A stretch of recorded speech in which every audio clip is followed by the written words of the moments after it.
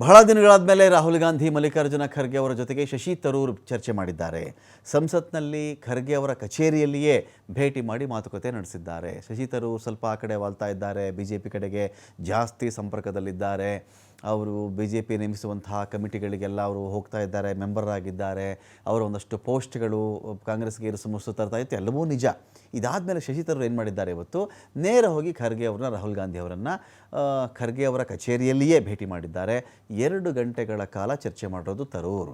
ರಾಹುಲ್ ಖರ್ಗೆ ಭೇಟಿ ನಂತರ ಸೋಷಿಯಲ್ ಮೀಡಿಯಾದಲ್ಲಿ ಪೋಸ್ಟ್ ಹಾಕಿದ್ದಾರೆ. ಎಲ್ಲವೂ ಒಳ್ಳೆಯದೇ ಆಗಲಿದೆ, ನಾವೆಲ್ಲ ಜೊತೆಗಿದ್ದೇವೆ ಅಂತ ಪೋಸ್ಟ್ ಮಾಡಿಕೊಂಡಿದ್ದಾರೆ. ಕೇರಳ ಚುನಾವಣೆ, ಪಕ್ಷ ಸಂಘಟನೆ ಸೇರಿ ಹಲವಾರು ವಿಷಯಗಳ ಬಗ್ಗೆ ಚರ್ಚೆ ಮಾಡಿದ್ದಾರೆ. ಹಲವಾರು ತಿಂಗಳುಗಳಿಂದ ಕಾಂಗ್ರೆಸ್ನಿಂದ ಅಂತರ ಕಾಯ್ದುಕೊಂಡಿದ್ದರು ಶಶಿ ತರೂರ್ ಅವರು. ಇದೀಗ ಅವರ ಭೇಟಿ ಬಹಳ ಕುತೂಹಲ ಕೆರಳಿಸ್ತಾ ಇದೆ.